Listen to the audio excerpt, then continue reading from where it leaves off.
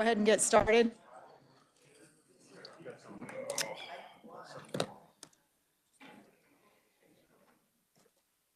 We do have a full schedule. I don't have any bill requests, so we'll move to the second item on the agenda, hearing Senate Bill 346.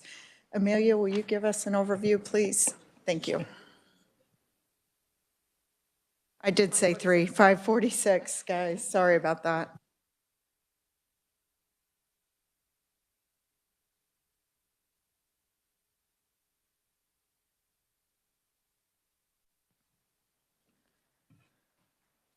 Good morning, Madam Chair, members of the committee. Senate Bill number 546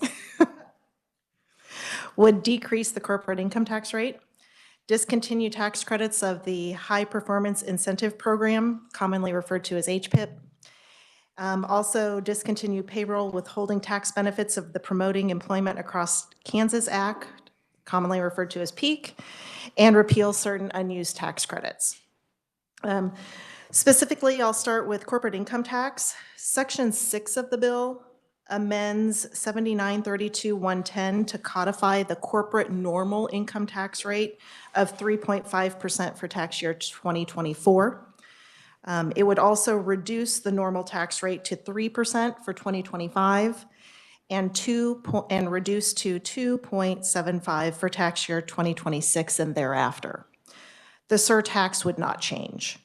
The Section 5 of the bill amends 7450-321 to clarify that 3.5% rate that was amended into the income tax statute codifies the application of the apex provision so that it's clear for 2024.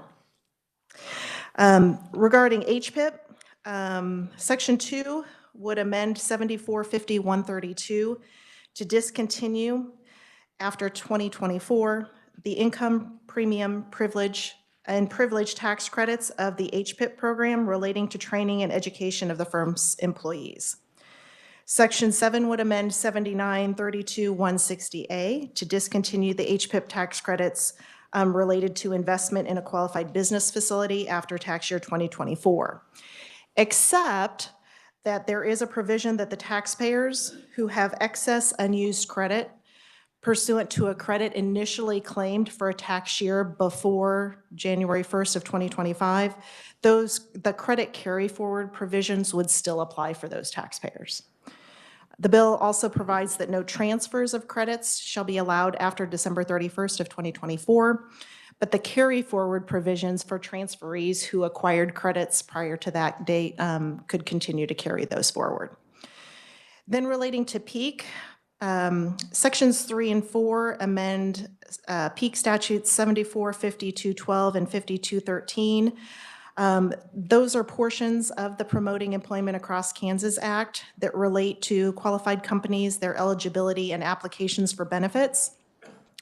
The bill would amend those provisions to provide that the Secretary of Commerce shall not approve any applications for benefits, enter into any agreements for benefits, nor grant any additional benefits on or after July 1st of 2024. The bill also repeals certain unused tax credits. I have in my memorandum there for you, on page 2, you can see the list of the tax credits that would be repealed. I do want to point out for you that the assistive technology contribution statute, the entire statute would not be repealed. If you will look at your section 1, you'll actually see that statute would be amended. It appears that there's some substantive language possibly in subsection A that would remain. And attached to your bill brief today are copies of those statutes, so you can see what the current language of all of those provisions are. And the bill would take effect from and after publication in the statute book, and I would be happy to stand for questions. Thank you, Amelia. Committee, any questions? Okay, Senator Holland. Thank you, Madam Chair. Amelia, thanks for the explanation. So I just want to be real sure I understand technically what the bill does. So if we're talking about basically termination dates of the programs, what happens to the active awards for both HPIP and PEAK for those companies who are like midstream?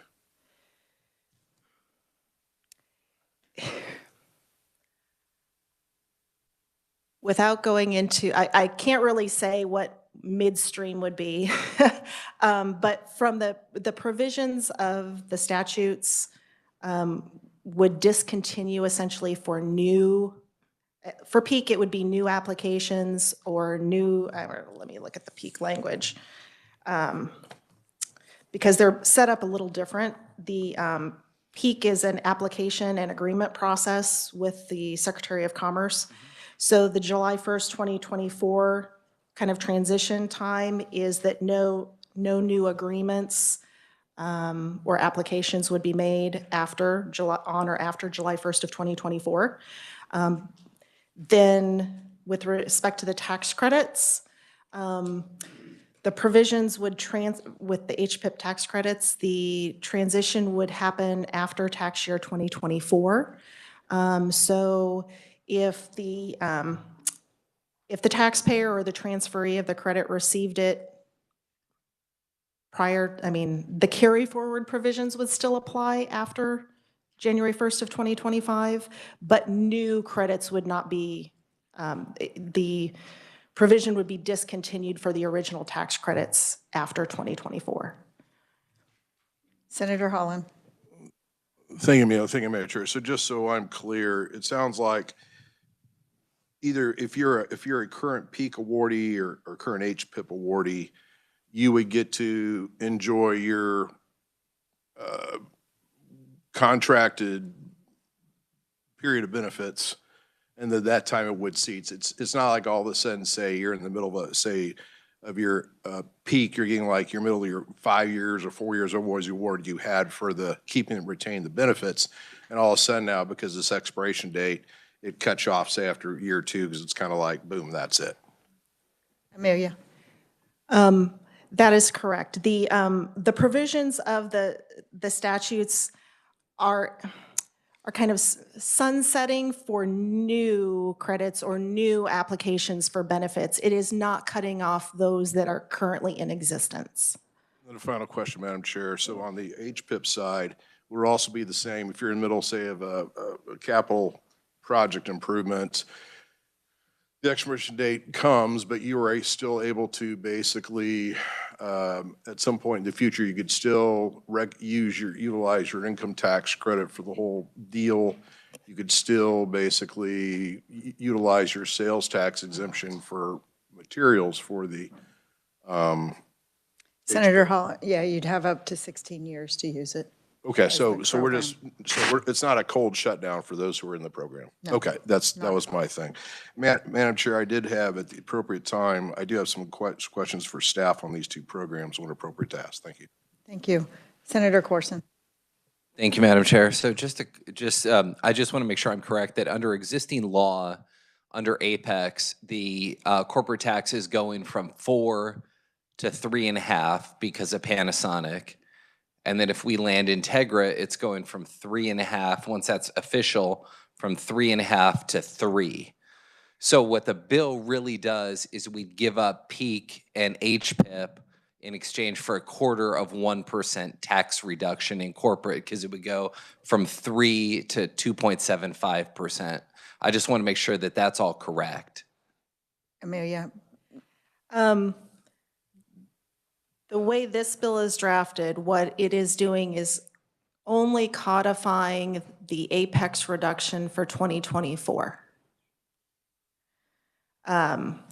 So the 2025 or 2026 may or may not be reduced pursuant to apex, but this was only codifying the 3.5 for 2024. And it's an additional 0.5% cut the first year and then 0.25% the second year.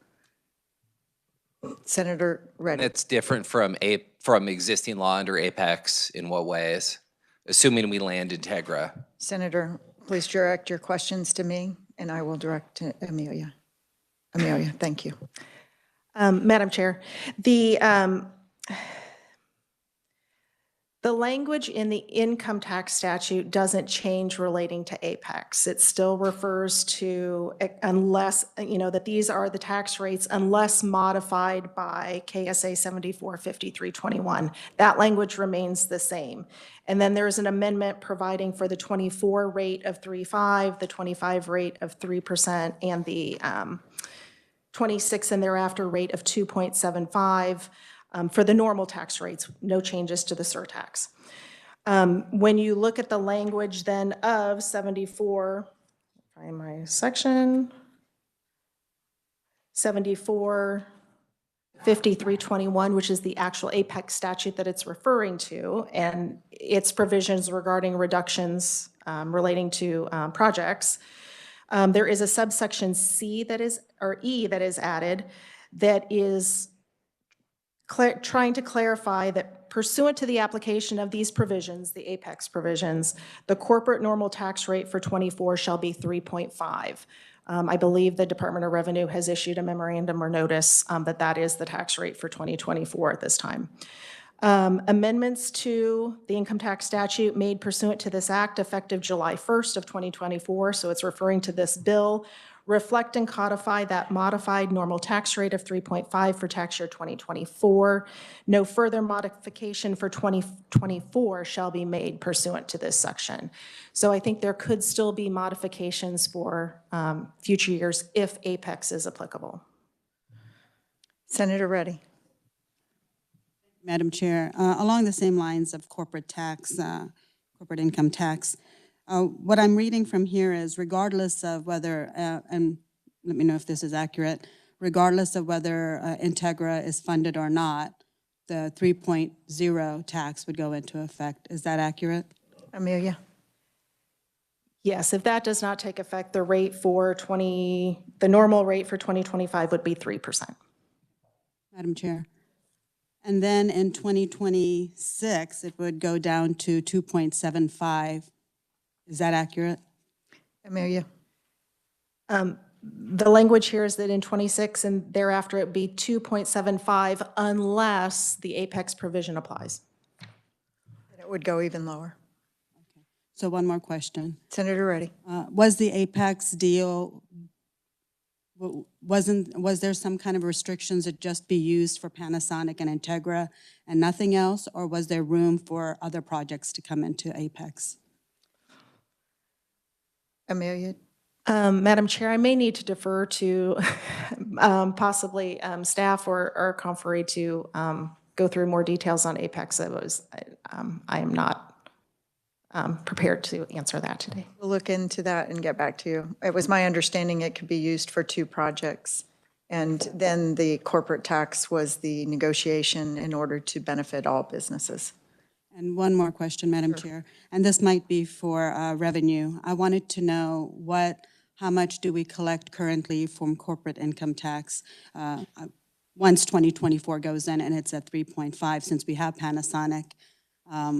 Yeah, what percentage of our, not only percentage, but the actual amount? Thank you. Thank you. I think that would be a question for revenue. So she'll get us those numbers. Thank you, Senator. Thank you, Madam Chair. Any other questions, committee? Seeing none, thank you, Amelia. Committee, our first conferee is Bob North. Welcome to the Tax Committee.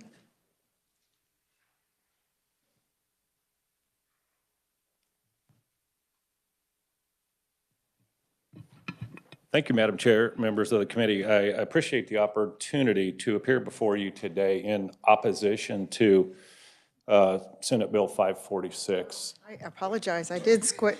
You guys, 356, the opponents, let's go ahead and go. We're going with the opponents first. Okay.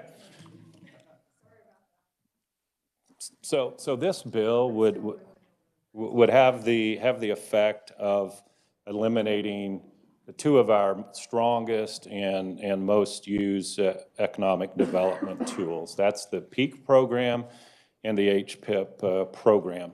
You know, Kansas has been on an unprecedented run of economic development success over the past several years, and the Department of Commerce believes that this is not the time to be eliminating programs and creating a lack of stability and understanding for businesses that are, thinking about where to locate, or for our Kansas businesses, and I'll explain in a minute, these two programs are used more so by existing Kansas businesses than they are by new businesses that are being recruited. So we just don't think this is the time to do a radical change like this. The PEAK program, as you just heard, is the most used tool in our economic development toolbox.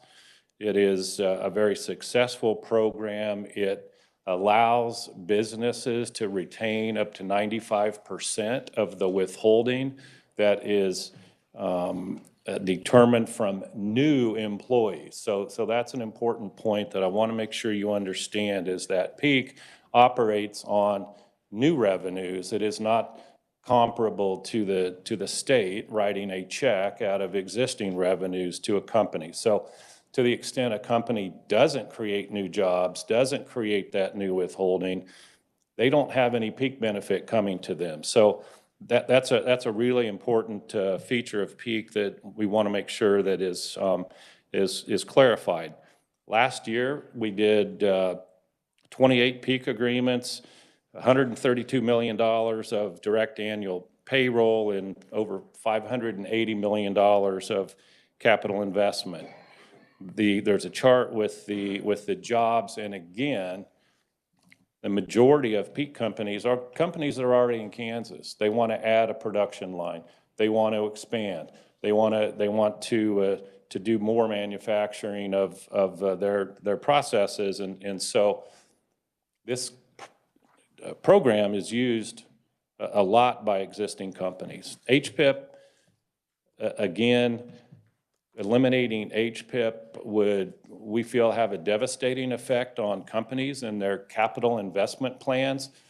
Large companies, they've got a 5-year plan, they've got a 10-year plan for capital investments, probably have a 20-year plan. So to take that credit away in the midst of those decisions, we feel like is going to bring instability to those companies when they're thinking about where to expand.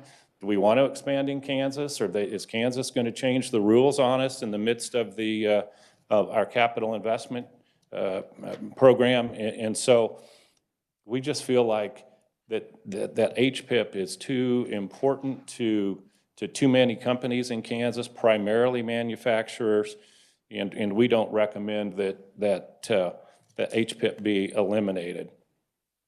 The elimination of a company's ability to transfer HPIP credits that have already been earned, at least in our opinion, exposes the state to potential liability.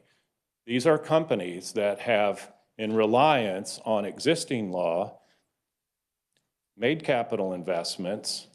They pay the higher than average wage, and they had an expectation of being able to transfer up to 50% of those credits.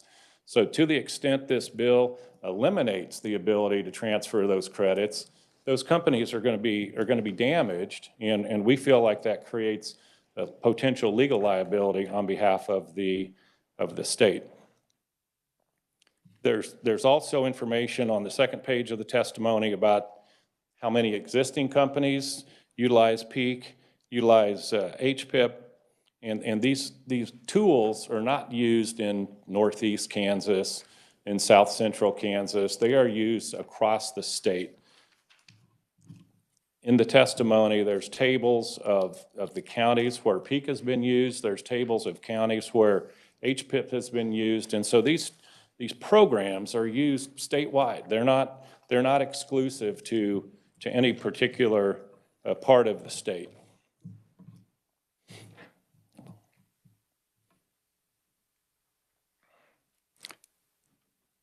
Abruptly ending these programs will, again, create instability amongst companies that are deciding whether to add a new production line, whether to relocate a production line from another state to Kansas, and it creates that specter of legal liability to the extent we are denying a company the ability to use a tax credit and transfer that tax credit that it earned at the time the statute allowed it to do so.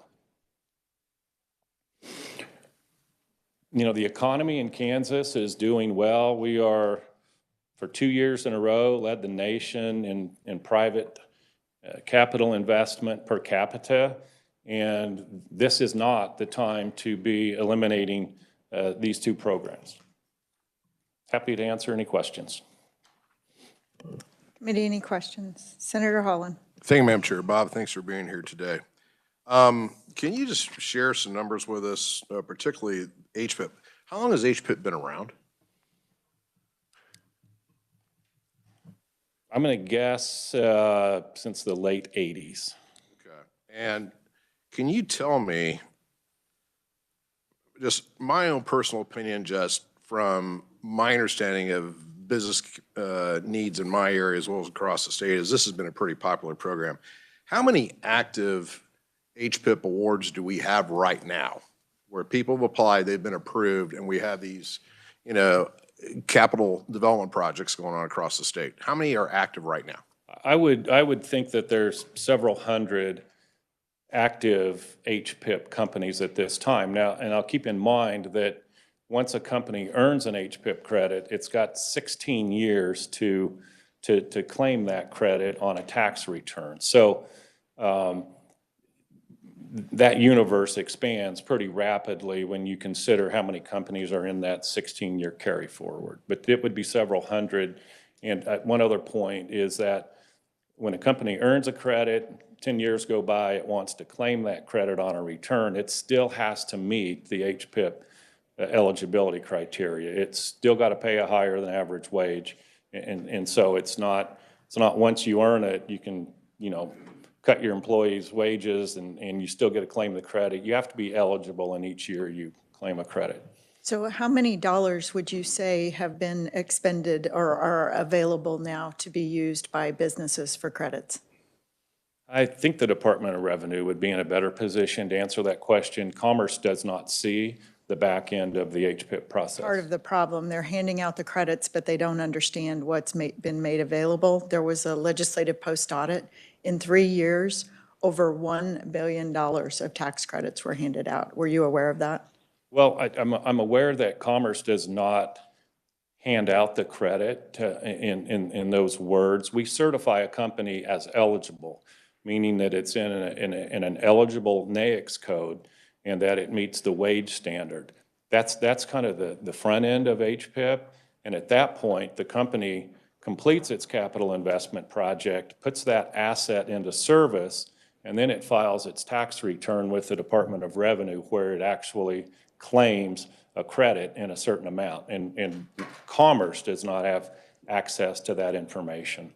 It's confidential tax information. Senator Holland? Thank you, Madam Chair. And continue to follow up, Bob, on this. How many companies applied for HPIP last year alone? Would that be original certifications and recertifications? Because you've got to be recertified in order to claim a carry forward. Original certifications. Do you have any idea what that is? We'd have to get you that. I think it's probably 50 to 75. So it's, yeah, so it's healthy flow. Okay. And then, It's in the handout. Thank you, Rachel. oh, okay. Thank you, Rachel. And just so I understand, for both HPIP and PEAK, are these both discretionary award programs? No, the HPIP program is a statutory program. So if a company meets the criteria set forth in statute, it is entitled to receive those benefits. Okay. And I guess a final question, because what intrigues me about this particular bill is, to me, it has a number of, I guess, policy issues to it. And since you guys are in economic development, so basically what this says to me is basically we want to no longer, or we want to reduce, I guess, our incentivizing of targeted economic development. And we think it's better for the business climate in general to just basically take those major programs and basically give that as a corporate tax break to all corporations operating in Kansas. There's a lot of policy packed in there. And I guess what I want to know is, you're an economic development guy, okay? My understanding of business development is basically businesses and industries run in cycles, okay? They're new, they're innovative, they mature, they eventually die, okay? It seems to me we have to have basic programs like HPIP, okay, to continue on the growth of the state. But it seems like there's another argument saying, no, we don't want to pick winners and losers. We just want to keep basically, let's share this tax cut with all businesses, and, you know, regardless if they're new, mature, whatever. What are your thoughts on that, just from a policy perspective? Yeah, Thank you, Madam Chair. that's a great question, and I don't believe it's a zero-sum game. I don't think it has to be eliminate this in order to do this.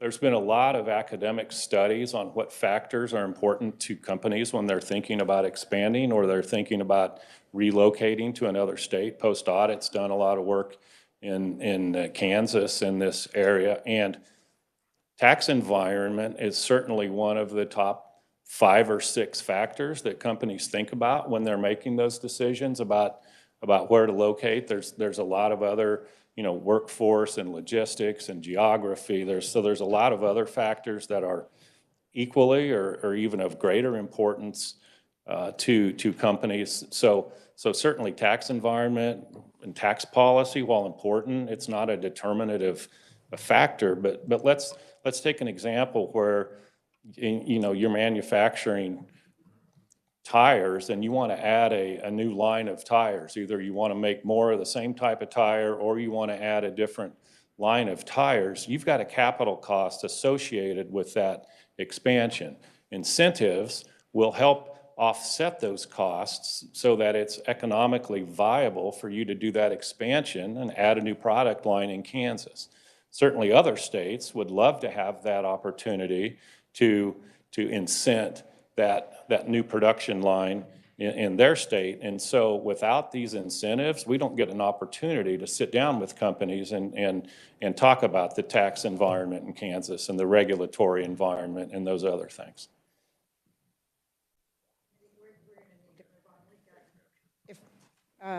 Bob, will you be around? We need to get through the rest conferees because we do have many more questions for you. Thank you. Yeah, especially the quote that you said, tax is not a determinant factor. I'm definitely want you to expand on that later. Of course. Yeah, because then why did we pass Apex? So I will add to that. I'm going to turn back to the proponents. Jonathan Luth. Welcome to the Tax Committee. Thank you, Madam Chair, members of the committee. My name is John Luth, Deputy State Director with Americans for Prosperity. I will be very quick here. We want to say that we are in full support of this piece of legislation. We believe that, yes, ultimately not picking winners and losers, especially if, as we've just heard, the biggest users of these programs are already existing businesses in Kansas. Let's just level the playing field for them, lower the rate, lower their regulatory burdens, remove that red tape, and make it an environment where they can meaningfully invest in themselves. We're currently, in my written testimony, ranked number 26th in the nation with Tax Foundation for our business environment. We have an opportunity to be better. We know that. Kansas is a land rife with opportunity for business investment. We just have to make it simpler and easier to do that here. And also at a time when we're the 8th most moved out of state in the country, and we're looking at what our neighboring states are doing, they are tackling things like tax reform, both on a corporate and personal level.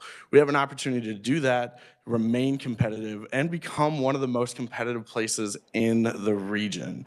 So with that, we strongly urge you to support this, and at the appropriate time, I will stand for questions. Thank you. Committee questions? Senator Holland. Thank you, Madam Chair, for being here today. So here are some questions I have for you. In general, do you support at all the concept of having a Commerce Department where it can do targeted economic development incentives? Yes or no?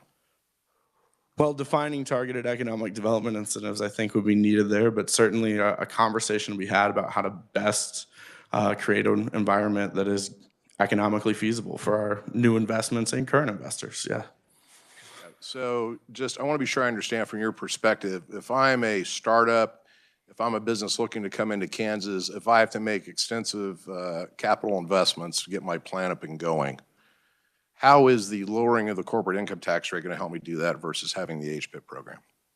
Certainly. I think, continuing to lower as I said, the overall business, or improve the overall business environment, this is one step as part of that comprehensive reform that would need to happen here in Kansas, such as, like I said, regulatory reform as well, to better help address this. So again, this is not the silver bullet to solve that problem, but this is a very important step that also creates an opportunity to not have those taxpayer funds on the hook and telling other businesses that they're going to have to subsidize their competition right now, which is what happens here. So to answer your question, no, this is not the silver bullet to solve that problem. There is more comprehensive reform needed.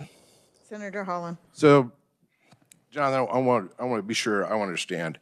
Are you myopically focused on just reducing the corporate income tax rate, damn the torpedoes, or what? So when you support this bill, is that your mission, just to let's get it as low as we can, and the economic development incentives, that's much more secondary issue, it's just not important? So we have a standing history opposing a lot of the economic development credit programs and things like that. We have never supported subsidizing businesses in that way. But when we support this legislation, as I've said, our goal, our vision is to support pieces of legislation that are going to put us in a path to create a better business environment so that we're not ranked number 26th or 28th for our tax and business climate environments in the country.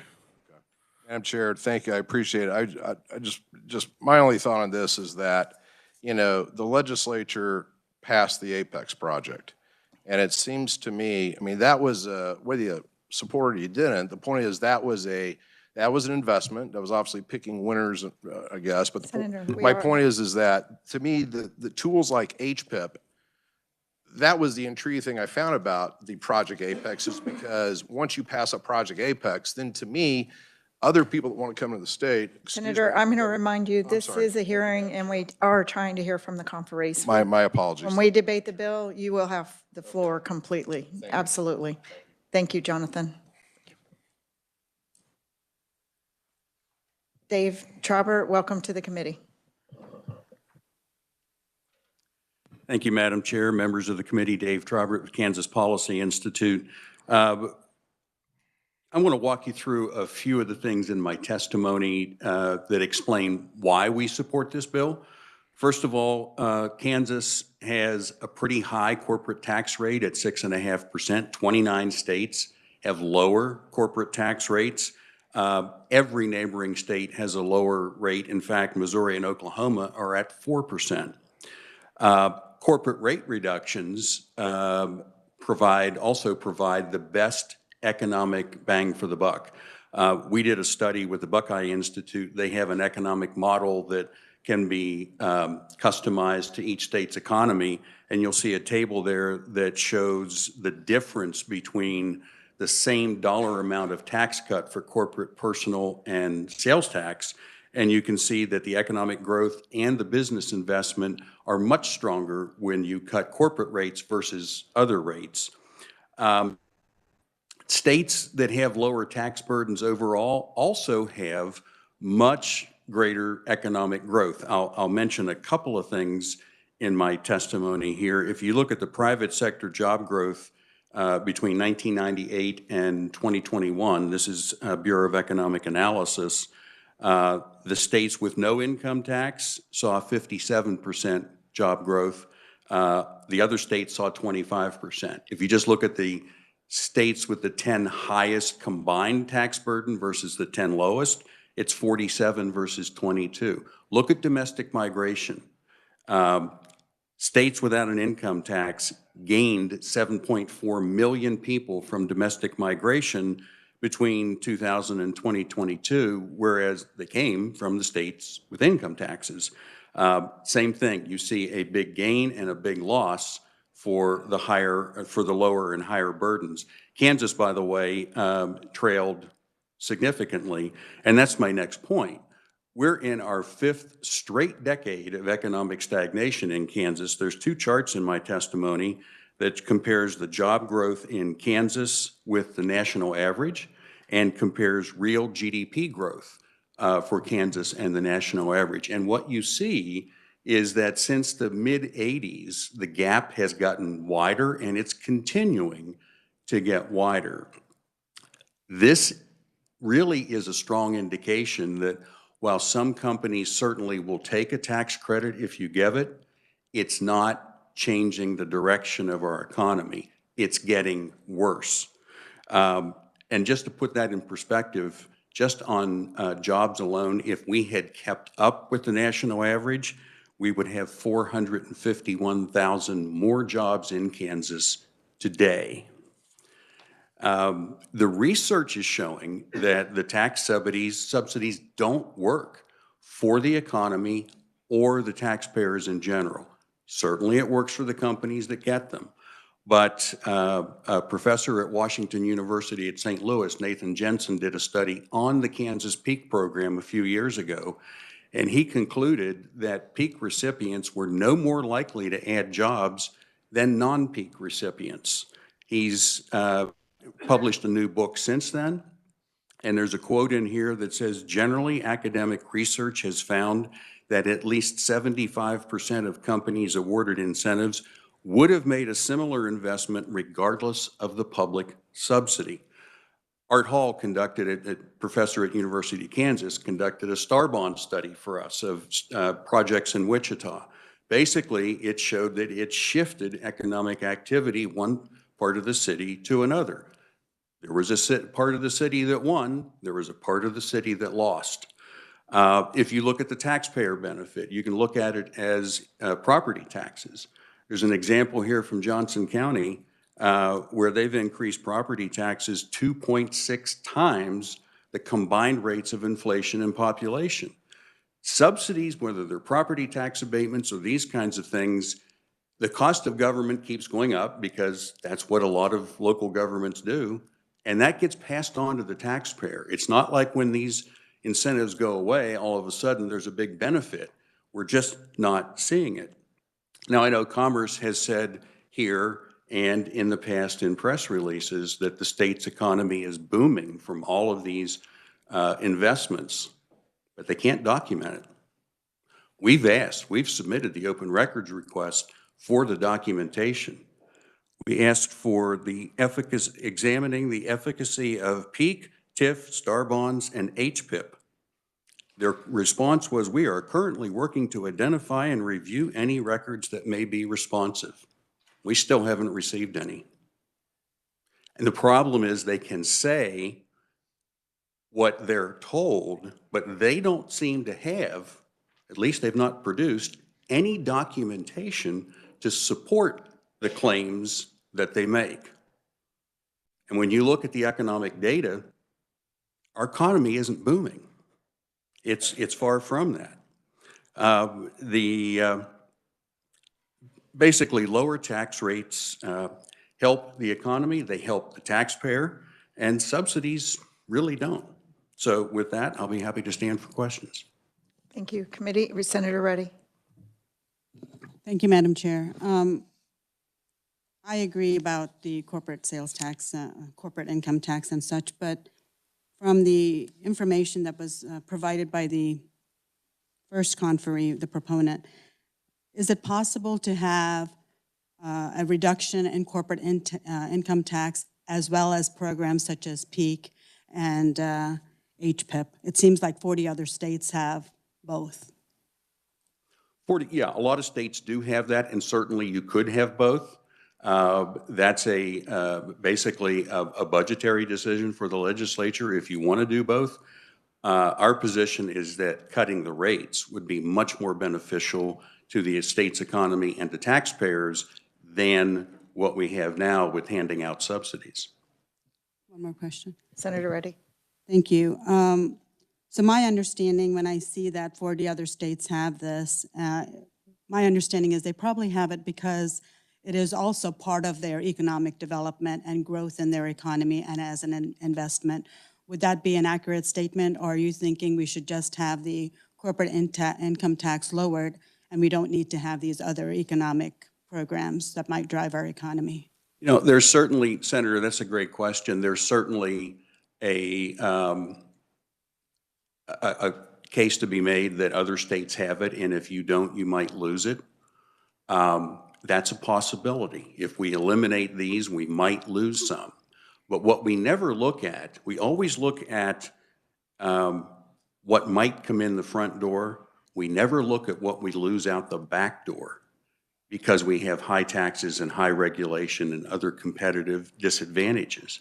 There needs to be, I think there should be a complete study of what are the opportunity costs, positive and negative, of having different kinds of programs. We have to, Kansas is never going to be in a position where we're going to win the subsidy war. Other states have bigger checkbooks.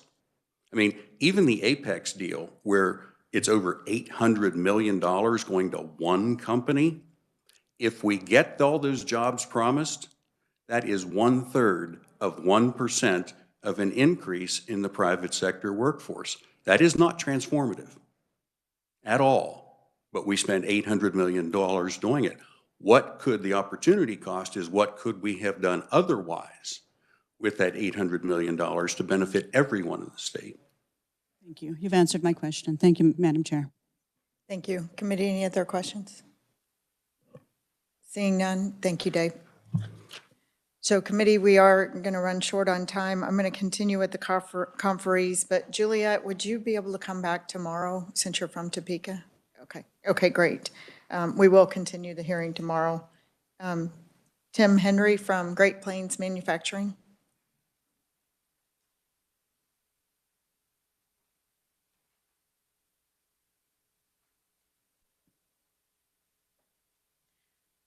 Thank you, Senators. I represent Great Plains and Kubota, North America.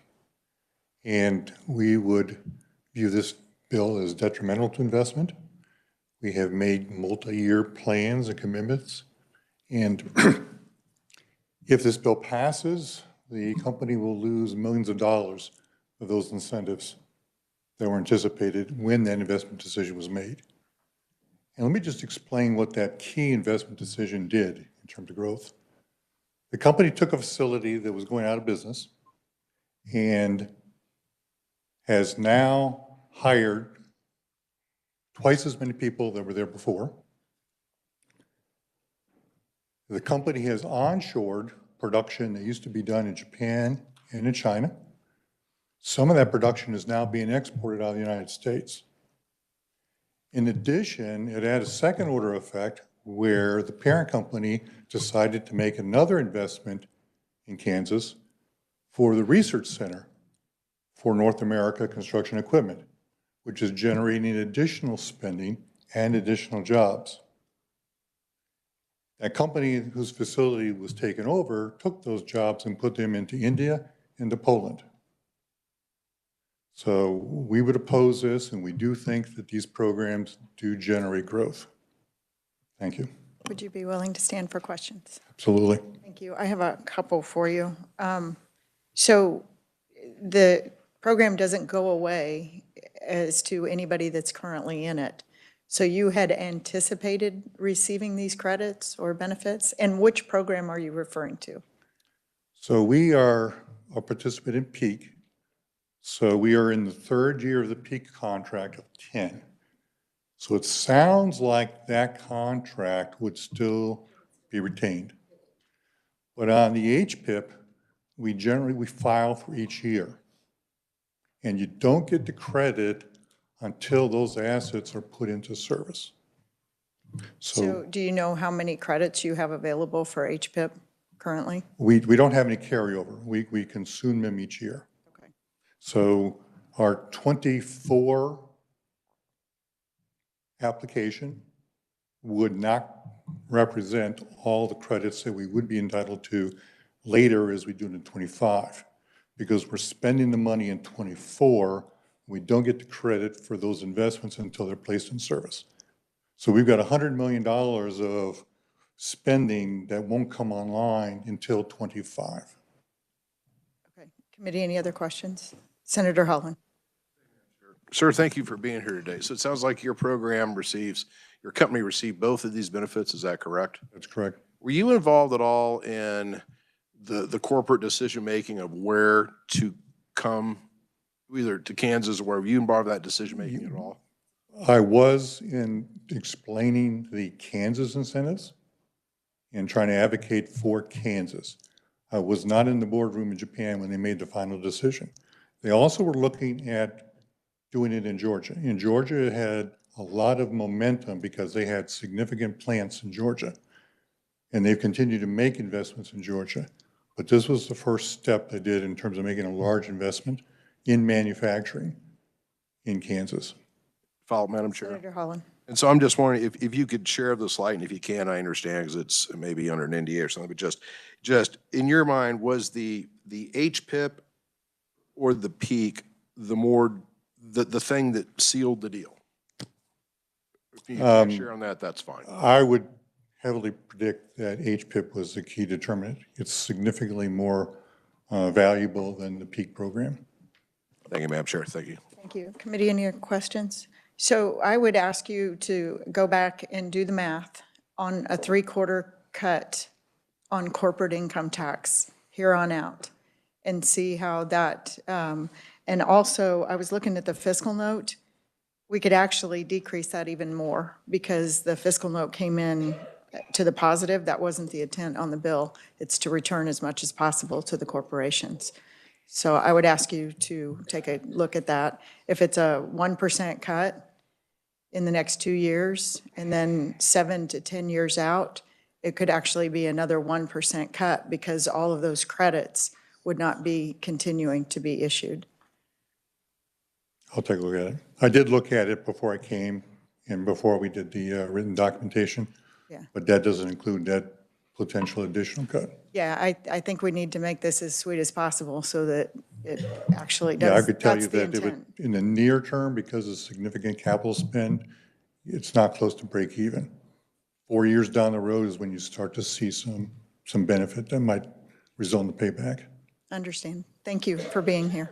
Thank you. Committee, our next conferee is, I'm going to skip down. We have Mitch Robinson from Salina. I know you guys traveled to be here today, but you're in the building quite a bit. So I guess I should have asked you if you could come back tomorrow. No, I would have, because this is very important. Could you then, I think there's Sam Sackett's here from Wichita who's not Okay, in the building. I can do that. Thank you. If you could be here tomorrow, that'd be great. Sam, I don't think you're planning on being here tomorrow, are you?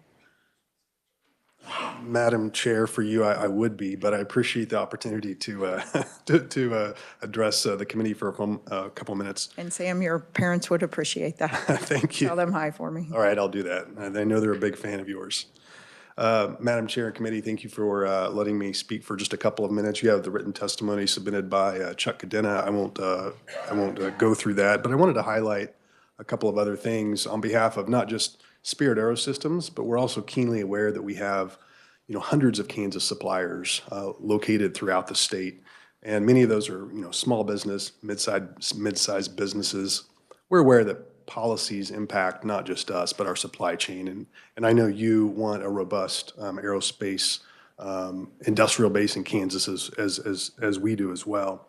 In our view, the HPIP and PEAK programs differentiate Kansas from other states when it comes to competing on a national level. These two programs in particular, incentivize not only new jobs, but they create the foundation for protecting existing Kansas jobs and in many cases coveted manufacturing jobs that all too often we see going out of state or even overseas. We support the committee's desire to have a more competitive corporate tax rate. And we think it's in the state's strategic interest to also incentivize companies to invest capital in Kansas, particularly in manufacturing operations, facilities that lead to machinery, equipment, and tooling, and all the things that follow. As you all are well aware of, the aerospace industry in particular is a very long lead, capital-intensive industry. It takes many years and sometimes decades for a new program to start and then get into what we call full rate production in order to be, successful for decades to come. There's one example I just wanted to highlight when we utilized both peak and HPIP. Several years ago, we started a new classified program, so I can't say what it was, but it's a classified defense program. And of course, the capital investment has already been made. We applied for and got those HPIP tax credits. The peak program that we participated in is about to expire. But the hundreds and hundreds of those high-tech, high-paying jobs for that classified program are remaining and will have a legacy for a long, long time, creating new tax revenue for the state that didn't exist before those new jobs and that new program came on. In our experience, the state's incentive programs, particularly with HPIP and PEAK, have been legacy building incentive programs. Now, incentive programs by themselves don't determine what a business does, and they don't guarantee a specific outcome. Every business is unique, and not all businesses are capital intensive. However, businesses that are capital intensive, we believe that the state has a strategic interest in ensuring that we do everything possible to incentivize that those capital investments are made in Kansas. When private sector businesses are determining where to create new jobs, where to invest tens, sometimes hundreds of millions of dollars in new capital, we urge the state to continue thinking about how to incentivize and keep those decision-making approaches centered on Kansas as the place to do business. So it's not, in our view, an either or, it's both. It's a competitive tax structure, and it's also ensuring that we have the tools necessary to incentivize certain behavior that lead to a positive legacy, not only for the particular business, but the community in which those businesses are located. As you explore ways to lower Kansas income tax rates, we hope you'll keep these perspectives in mind, and we're always open to any questions. Thank you, Madam Chair. Thank you, Sam. Committee, any questions? Senator Holland.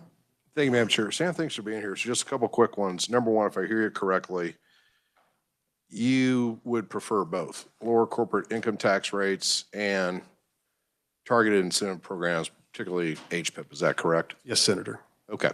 And so the second question would be, is that between the two, HPIP or PEAK, is the HPIP considered more strategic when it comes to CapEx development in the state here of Kansas? I think the nature of the two programs depend on, for our industry, what the particular need is. Sometimes HPIP has a more defined benefit because of the capital intensive nature of needing to invest. Other times the PEAK program can be more of an incentive for us because of the number of people required to work on a particular program once it's running. One more question about PEAK, Madam Chair, if I may. Yes. So I want to talk about PEAK a second, because and Department of Commerce can correct me if I'm wrong, but I think when PEAK originally got put together in 2010 or whatever it was, Bob will correct me here, I think the PEAK focus was primarily on bringing those resources from out of state and giving those employers basically the withholding for a certain period of time. And what has now, I think it's evolved from that to basically anytime a business starts something up here in Kansas, they can basically go out and recruit existing Kansas resources and use PEAK for a certain period. I guess my question is that do you have, is the ability to bring resources in from out of state and qualify for PEAK, is that the priority for you, or do you want to be able to use the PEAK benefits where you can recruit existing Kansas citizens for your stuff? And if you want to have that, do you think we're getting into a problem where basically we're creating an unlevel playing field for other Kansas employers trying to staff their own companies? Thank you, Madam Chair. Madam Chair, if I understand the question correctly, our problem is we don't have enough workers in Kansas. So we're interested in hiring as many Kansans as we can, and we're also interested in recruiting as many out-of-state employees. And I think that's not only true for our direct business, but that would hold true for our supply chain. we recognize that we compete with our suppliers, and so in many ways, we're competing with ourselves. And so it's a benefit to bring more workers into the state, and it's also a benefit to hire as many Kansans here as we possibly can. Thank you. Thank you, Madam Chair. If you do have questions, would you be able to join us via WebEx? Are there any more questions?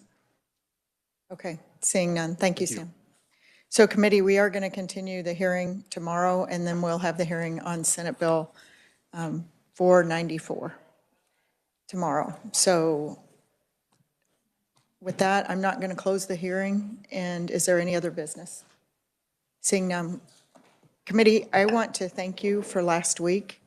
The committee did a stellar job and great work on the Senate floor. I just appreciate all of you, and I want you to know, well-deserved, bravo.